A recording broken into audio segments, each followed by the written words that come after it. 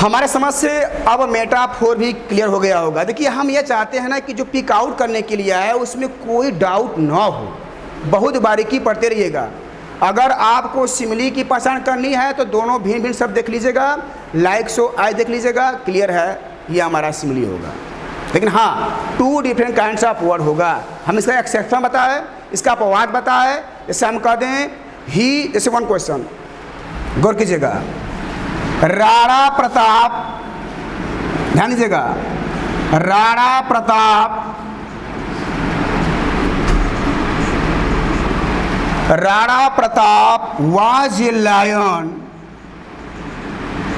was a lion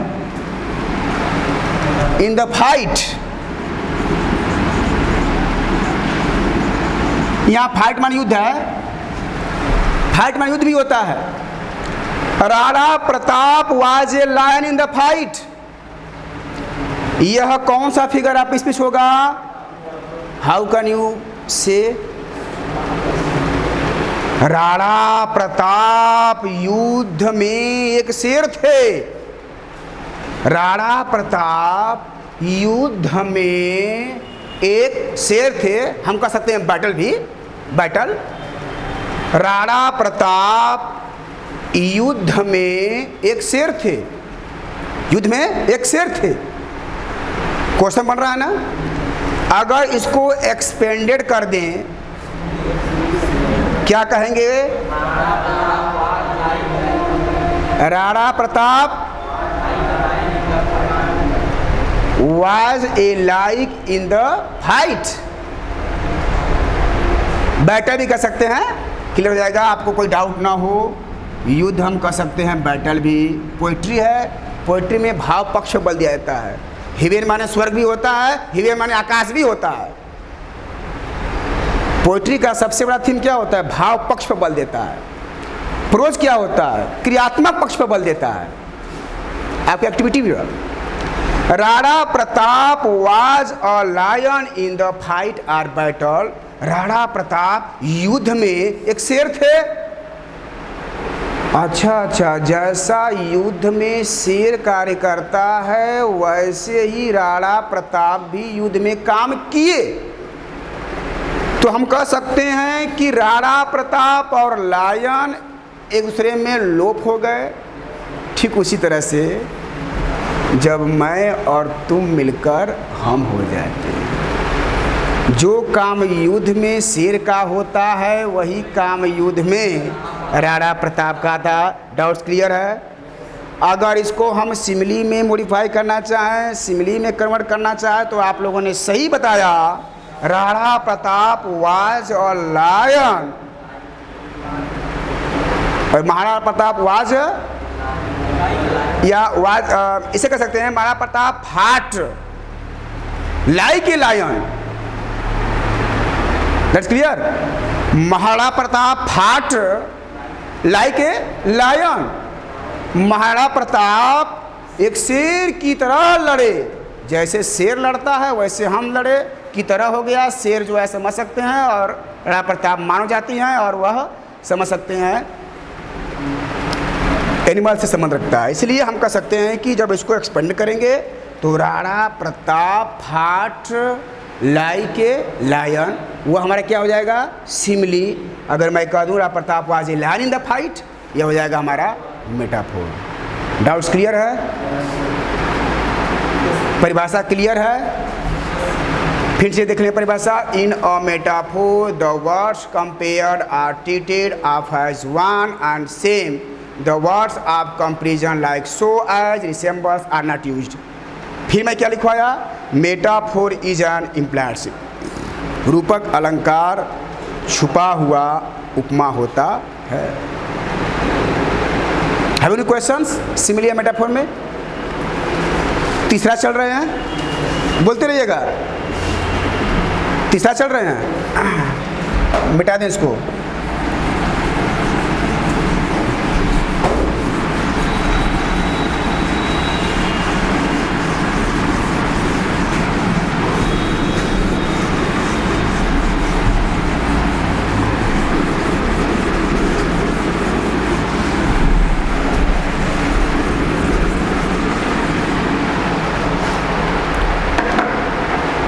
ध्यान दीजिएगा, तीसरा फिगर ऑफ स्पीच पर्सनिफिकेशन।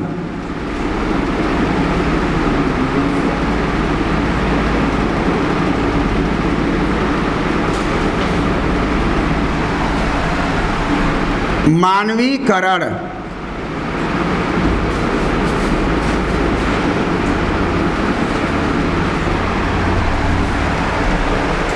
मानवीकरण, इसका परिभाषा बनता है, it is that figure of speech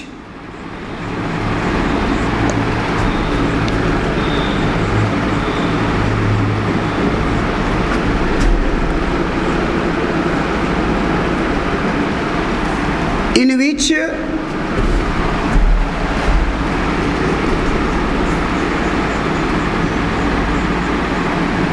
lifeless objects and abstract ideas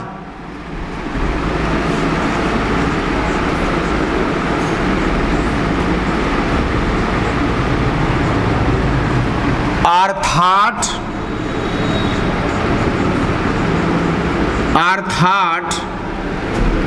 of as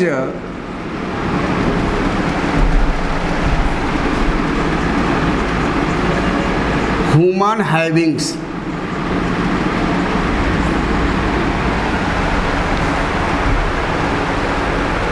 It is that figure of speech in which lifeless objects and abstract ideas, one noted, lifeless objects and abstract ideas are thought of as human havings, human lives, ये भी कह सकते हैं।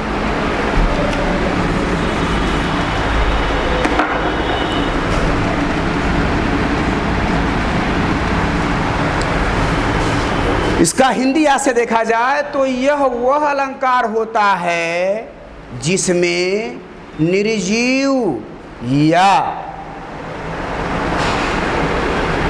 भावगत विचारों को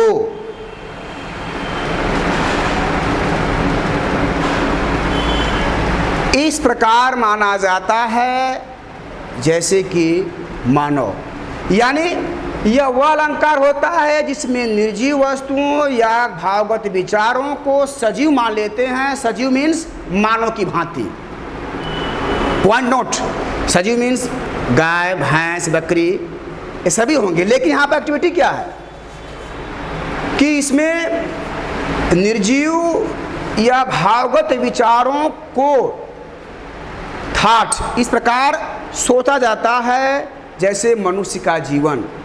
सब बातें मनुष्य के जीवन से क्या होती हैं, रिलेटेड होनी चाहिए।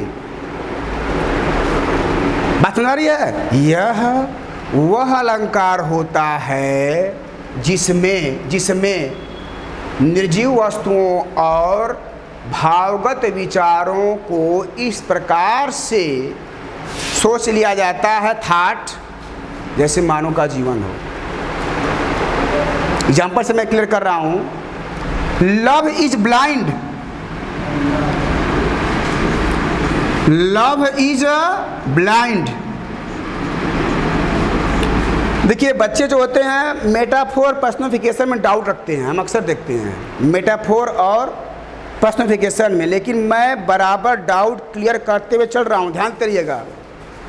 मेटाफोर और पर्सनिफिकेशन में भी हम बताएंगे, गौर कीजिएगा।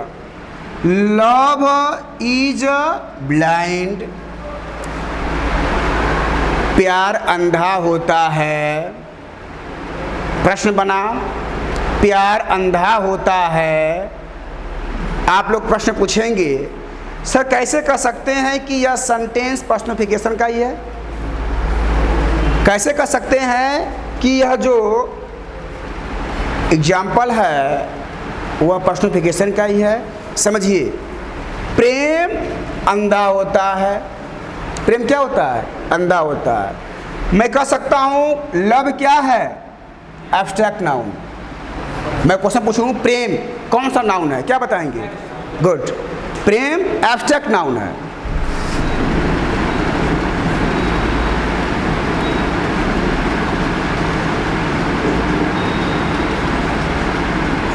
ब्लाइंड, देखिए मैं मानता हूं अंधा, यहाँ पर बकरी भी अंधी होती है, गाय भी अंधा हो सकता है में भी, उससे मतलब नहीं है, लेकिन यहाँ पर अंधे वाली प्रक्रिया जो है मनुष्य से संबंधित है।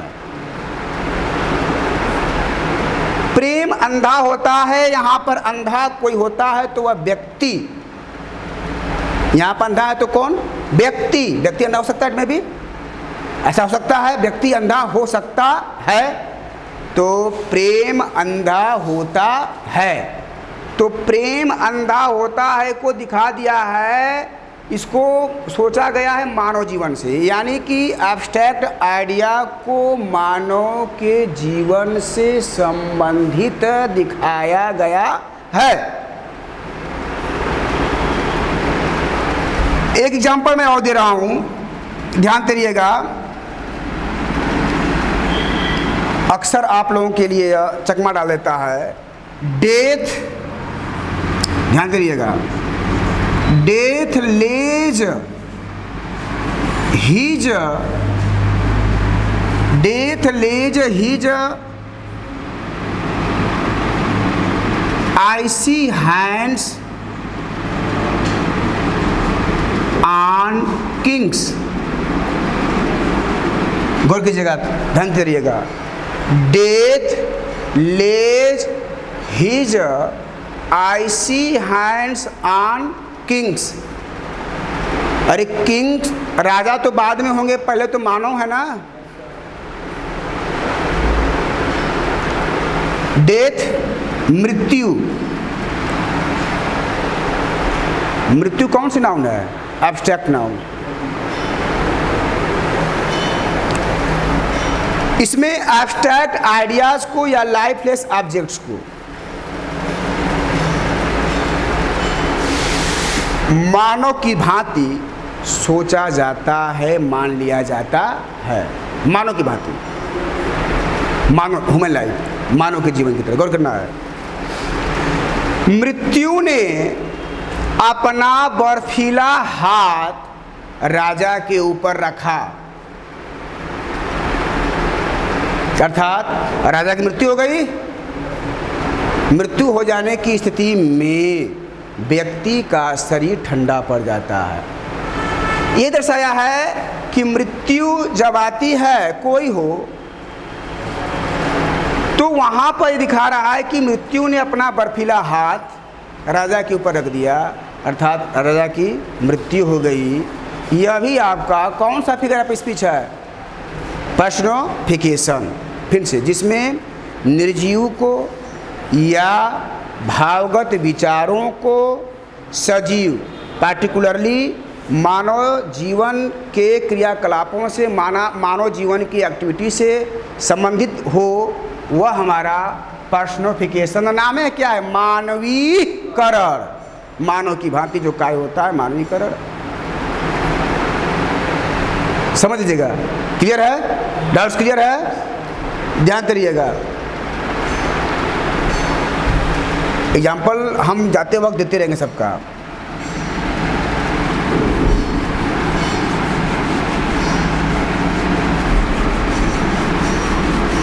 थोड़ा हम फास्ट पढ़ा रहे हैं, ये बात गौर कीजिएगा। समय नहीं है, हम और स्लो पढ़ाते हैं, लेकिन समय कहाँ है?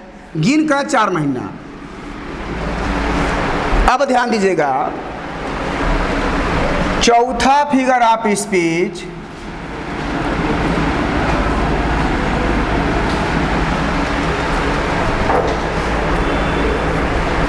देखिए, simile clear, metaphor clear, personification clear, apostrophe आसान, छोड़िए उसको, हाइपरबल,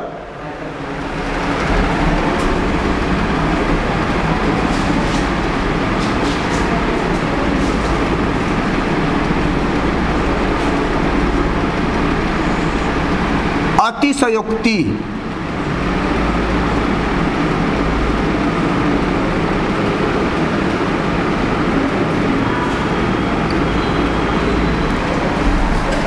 अतिशयोक्ति अलंकार, पहले इसके बारे में अध्ययन कर लिया जाए। हमें सातों पढ़ना है, आगे पीछे कर पढ़ेंगे, जो आसान उसको निकाल देते हैं। जो डाउट वाला प्रश्न है, जो डाउट वाला जो फिगर ऑफ स्पीच उसको क्लियर कर दे रहे हैं, ताकि जब मैं कल दोहराऊं और स्पष्ट हो जाए। हाइपर बल, अतिशयोक्ति। अतिशयोक्ति का मतलब क्या होता है? बढ़ा चढ़ाकर। कभी गांव देहात में आप सुनते होंगे, क्या कहते हैं? खून की नदी चढ़ जाएगी। ध्यान रहिएगा, हम जमीन को आसमान में, आसमान को जमीन में कर देंगे। ओवर स्टेटमेंट देते हैं। इसका परिभाषा बना किसी वस्तु को अत्यंत बढ़ा चढ़ाकर कहना। इसका परिभाषा क्या बना? It is that figure of speech, it is that figure of speech in which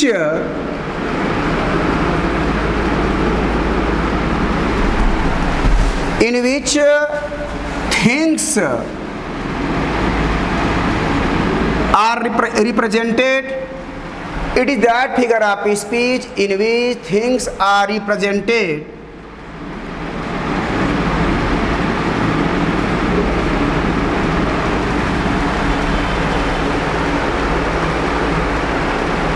It is that figure of speech in which things are represented as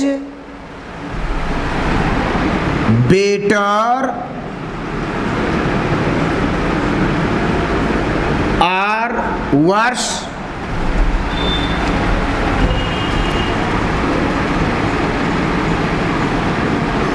greater or less.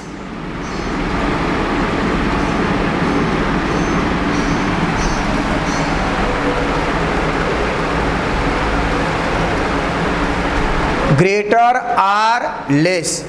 It is that figure of speech in which things are represented as better or worse, greater or less than they actually are.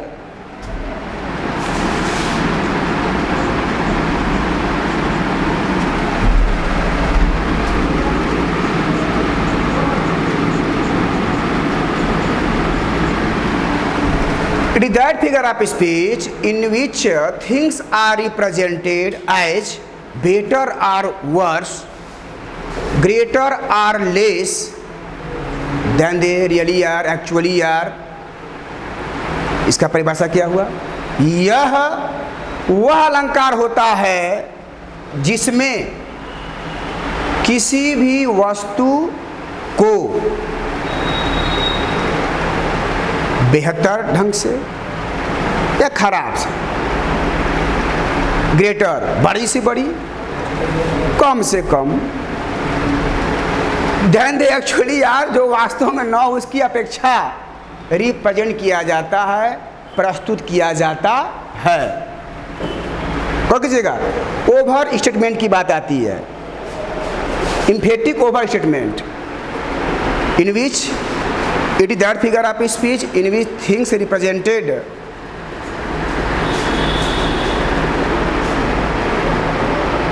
emphatic as over statement. Over statement इसमें बात की जाती है कि over कर दिया, हद कर दिया। इसकी पुष्टि मैं एग्जाम्पल से कर रहा हूँ, एग्जाम्पल से कर रहा हूँ। बहुत ही इम्पॉर्टेंट एग्जाम्पल अक्सर पूछ सकता है यह। Belinda smiled and all the world was gay. थोड़ा सा हम बताना चाहेंगे। बिलाइंडा एग्जाम्पल है, Belinda smiled and all the world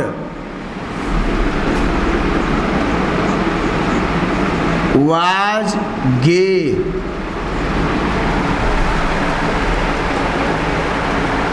Belinda smiled and all the world was gay. Actually Belinda heroine है अलेक्जेंडर पोप का एक एपिक है the rape of the lock, the rape of the lock. उसमें बिलाइंडा एक नायिका है और उसकी सबसे बड़ी खासियत क्या है, वह कॉस्मेटिक सौंदर्य प्रसाधन की बहुत बड़ी शौकीन है। सौंदर्य प्रसाधन समझ सकते हैं क्लाइंट, सौंदर्य प्रसाधन कॉस्मेटिक की बहुत बड़ी आदी है और वास्तव में वह देखने में बहुत खूबसूरत है। कहा क्या जा रहा है कि बिलाइंडा मुस्कुराई और पूरा संसार ही क्या हो गया, खुश हो गया। वाह भाई वाह, हम दुखों में रहब, हम हंसे लगब, संभव है? संभव नहीं है। लेकिन यह दिखाया गया है कि उनकी मुस्कुराहट है। मेरे पास हमको कीजिएगा, जितना मतलब देन दे एक्चुअली आर, जितना वो एक्चुअल नहीं है उनकी अपेक्षा बढ़ा चढ़ा कर पूरी बात। मैं मानता हूँ बिलाइंडा की जो मुस्कुराहट देखी जाती है, बिलाइंडा जो है एक ब्यूटीफुल हीरोइन है the rape of the lock में, लेकिन अब वह मुस्कुरा दे तो पूरा संसार खुशमय हो जाए, यह कदापि सत्य नहीं है। बढ़ा चढ़ा कर बातें की जाती है। एक एग्जाम्पल मैं और दे रहा हूं,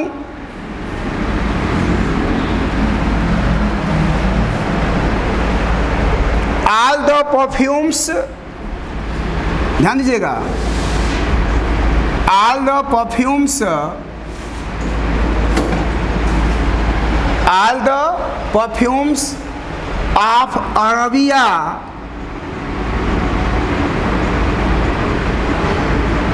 will not